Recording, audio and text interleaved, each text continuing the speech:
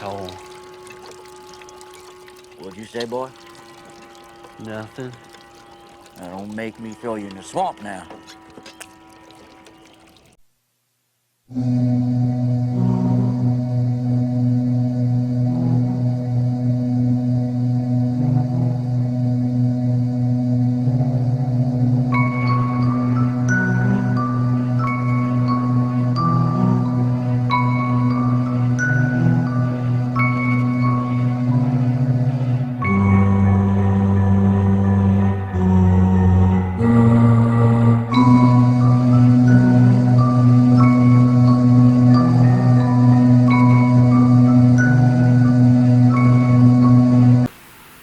Hey everyone, how's it going? And welcome back to another episode of Saturday Night Horror. Now tonight I've decided to watch a movie that I haven't seen in quite a few years, but I've always enjoyed it. Tonight I'm going to be watching Hatchet. Now for those that don't know, Hatchet was released in 2006. It stars Kane Hodder, most famously known as playing Jason Voorhees, as the movie's main antagonist and villain, Victor Crowley. Also has appearances by Robert Englund, who was Freddy Krueger, and Tony Todd, known as the Candyman. So he kind of got an all-star cast in there, which is really cool. But this movie is really fun, and if you don't like gore, if you don't like over-the-top killing and violence, this movie is definitely not for you. But yeah, we're going to be watching Hatchet tonight. Hatchet is one of those movies that I don't think it gets nearly the recognition that it deserves. It deserves a lot more recognition. It's better than what people think it is, than what people say it is. It's just one of those horror movies that I don't think really gets all the credit that it deserves. So we're going to be watching that tonight. We got a frozen pizza we're going to spice up a little bit in just a second. So yeah, it's going to be a fun night overall, man. I'm looking forward to it. So before we watch the movie, let's go in the kitchen, let's get something to eat, and then we'll go out in the living room. So I'll meet you in the kitchen. Alright everyone, so here it is, just a frozen bruschetta pizza. We're going to put some spices on it, give it a little flavor. Nothing too much. Alright, so this is basically all I do with this pizza. Put on some cilantro leaves, some Italian seasoning, and you're good to go. Really, that's all it really need on it. Alright, here's the finished product. It's been cooked. See, the seasoning has been baked in there with it. We're good to go, man. Looks good, smells good, it's gonna taste good. But before we cut it up and get some, we need something to drink. So let's go to the fridge and see what we've got. Oh yeah, I see it already. Yes, sir. Never there is fun, there's always Coca-Cola, yeah. Coca-Cola, always Coca-Cola. Alright, we got our drink. Let's cut up this pizza. Alright, so now Kitty's out here with me. I haven't even turned the lights off yet, but she's here relaxing. She's ready to go. So we got our food, we've got our drink, we've got Kitty. There's only one thing left to do. Alright, we're going to turn off the last light in the house, and we're going to watch Hatchet. Alright, here we go. Alright, all the lights in the house are off. Kitty's here, we've got some pizza, we've got some soda. We're good to go. Definitely looking forward to this. As I said before, I haven't seen Hatchet in a while, but I've always enjoyed it. Alright, let's do it. Alright everyone, Hatchet is over, and it was a fun night. I really enjoy Hatchet every time I see it. I never get tired of it.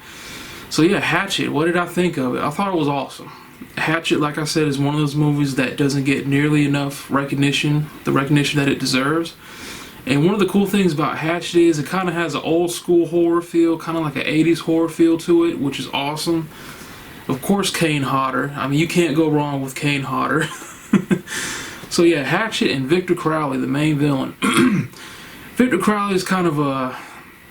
I guess they want you to feel sorry for him, but I really didn't. Not that I hated the guy, I didn't feel sorry for him like they wanted me to. Victor Crowley was a disfigured child. Growing up in the swamps and bayous of Louisiana, he lived with his dad. And Victor was extremely disfigured. His dad kind of kept him sheltered from the outside world. He knew people would always make fun of him and kind of mess around with him and harass him. So to make a long story short, one night a bunch of kids decided that they wanted to scare Victor, so they go to his house, which is kind of this wooden shack in, like it said, in the swamp of Louisiana. They start throwing firecrackers at the house, and the house being mostly wood, caught on fire.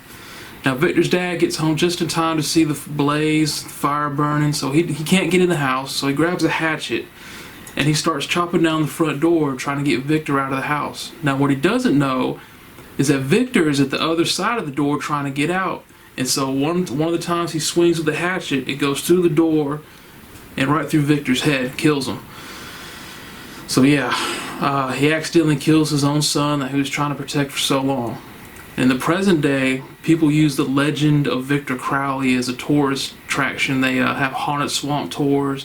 They say Victor Crowley still roams the swamp looking for his father, and since we do have the movie, we know that it's not a legend, it's real. Victor Crowley is still roaming the swamp, and basically anyone who enters the swamp, they disappear because Victor Crowley kills them.